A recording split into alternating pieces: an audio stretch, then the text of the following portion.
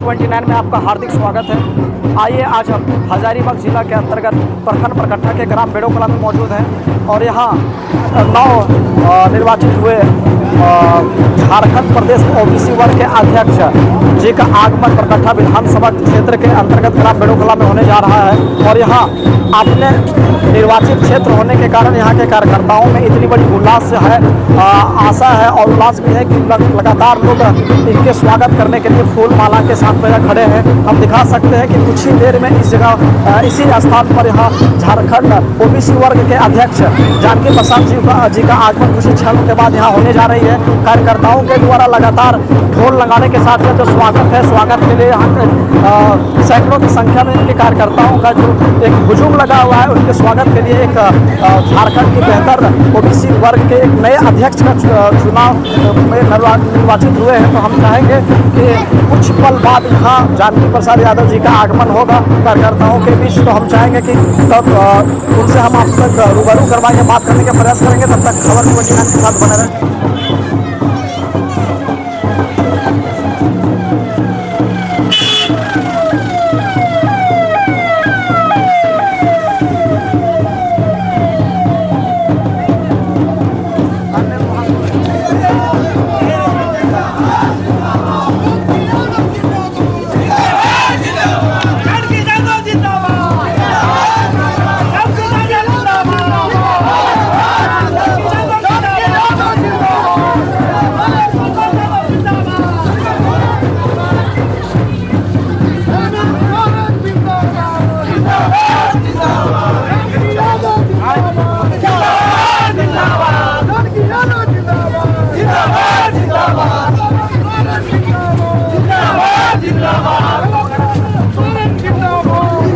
और यहाँ आप देख सकते हैं कि हज़ारों कार्यकर्ताओं का एक हुजूम जो लगा है, ये खास पल है। और इस पल में हम जानने का प्रयास कर रहे हैं कि आज झारखंड ओबीसी वर्ग के अध्यक्ष नए चुने जाने वाले व्यक्ति जानकी प्रसाद यादव जी का आगमन अपने निर्वाचित क्षेत्र प्रकट्ठा विधानसभा के अंतर्गत बेड़ोकला में हुई है।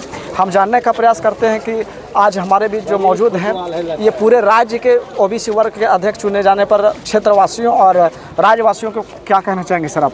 धन्यवाद। सबसे पहले आपको बहुत बहुत बधाई और आपके चैनल के माध्यम से पूरे झारखंड की जनता को और बरकट्ठा विधानसभा क्षेत्र की महान मतदाता को मैं बहुत बहुत बधाई देता हूँ।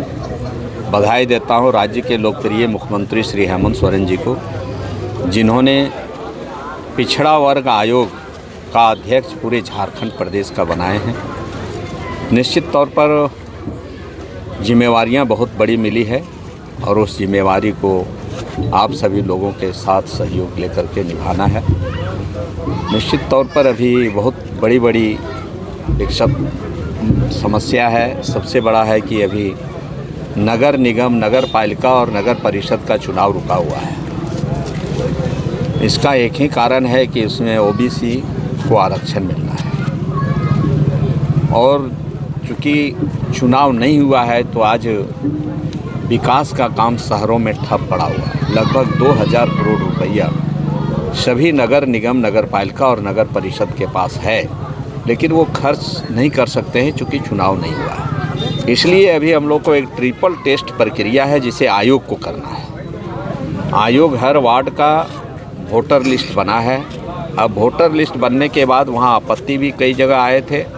उस आपत्ति का निवारण भी वार्ड स्तर पर और जिला स्तर पर कर लिया गया है। लेकिन हम लोग अभी 15 जिले के तूफानी दौरा में निकला हूँ कि हम लोग जाके अभी वहाँ सत्यापित कर रहे हैं कि जो आपत्ति आया था वो आपत्ति का निवारण हुआ कि नहीं, हुआ है तो सही तरीके से हुआ है कि नहीं। जो जिसका नाम है, जो जाति है, जो वर्ग है, चाहे वो किसी वर्ग का हो, उसका स्पष्ट उसमें जिक्र करना है ताकि कोई किसी का अधिकार को छीन नहीं पावे और जिसको जो अधिकार मिलना है, जो आरक्षण मिलना है, वो उसका लाभ भी मिले।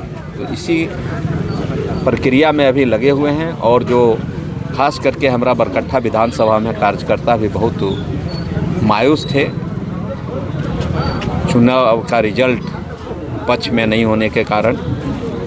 लेकिन एक आयोग ऐसा चीज़ है जो एक बहुत बड़ा शक्ति माननीय हेमंत सोरेन जी ही दिए हैं। आयोग ही है जो हम कोर्ट भी लगा सकते हैं, हम कोर्ट से रिकॉर्ड भी मंगा सकते हैं। ये बहुत बड़ा पावर है आयोग के पास।